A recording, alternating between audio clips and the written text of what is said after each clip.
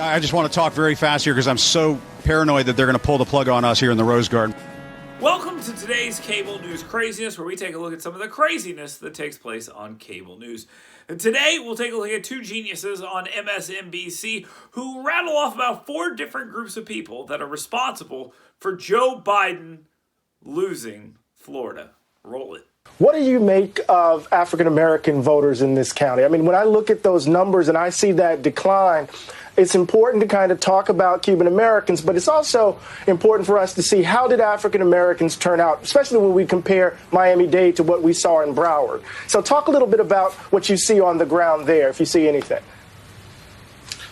Well, one, and I think this is a good point, because also you can still talk about people who identify as black and still talk about Cubans, because there's Afro-Cubans, right, who will make it very clear that white Cubans subject them to racism no different than sort of white people. So I think that's part of what we have to understand. There was never going to be, and I certainly, Eddie, no one could ever find tape of me suggesting that Joe Biden was going to do as well with black voters as Barack Obama did in 2008 and 2012. He held his ground, but he was always going to have difficulty because the enthusiasm level for many African Americans had been suppressed by years and years and years of disinformation from the Biden campaign through Facebook. We saw that they had these plans back in 2016, and also the ability to demonize Senator Kamala Harris as his VP. So all of those things were going to be challenges. But I think it's very important when we look at the lower numbers for Latino, Biden underperforming with Latinos, Biden underperforming with African Americans.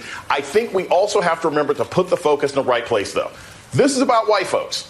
This is about white people who saw a president who was corrupt and sexist and violent and mismanaged an entire pandemic that's killed over 230,000 people by the election. And they said, I want some more of that. So even if every single black person and every single Latino person had come out and said, hey, we're going to support Joe Biden, it wouldn't have been enough to overcome the number of white people who are okay with Trump and his mini version of Trumpism, which is DeSantis, who was also responsible for some of the voter suppression in the state, which kept black and Latino voters from getting to the polls.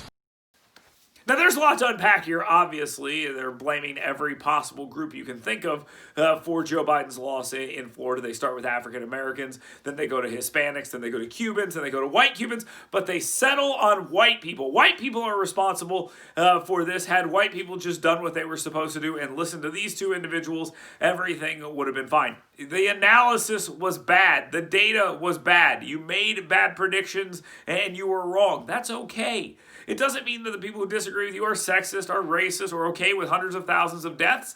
They just disagree with you. And that's okay. That's what the election is supposed to be about. And by the way, if you think all this stuff was ridiculous, make sure you pay attention to the one silly statement that was made here that was so obviously false that I don't even know how they let this go out without somebody questioning it. They said that if every single Hispanic and African American in Florida voted for Joe Biden, it wouldn't have mattered because so many white people were okay with racism and sexism and voted for Donald Trump. It's not even close to true. What you saw in Florida was a rejection of this exact kind of talk, where everyone fits into a special racial box and that person's supposed to do something in order to make sure that they prove to the people that they are that special group. That is not how the world works, and it's nice to see people rejecting that. Yes, Joe Biden is probably going to win the presidency, but at least we saw some cracks here in this idea of racial purity for this or that. It's okay to have diversity of thought, and the sooner these people figure this out, the better off we're all going to be, because they won't be spreading this poison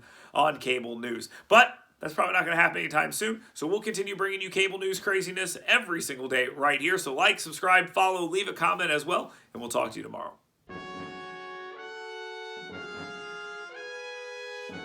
Hey folks, you know me, I'm a busy guy. I got a radio show, I got a TV show, I've got a wife that loves me and a kid that, well, kind of indifferent. The deal is this, I'm hungry and I need to eat, but it needs to be easy because I've got so much going on. That's where Lean Kitchen comes in for me. Great food ready for me whenever I need it. They make it and they make it taste amazing, and it's good for you as well. Go learn more about them at leankitchenco.com. Open in Gunnersville, open in Huntsville. You will absolutely love it. leankitchenco.com.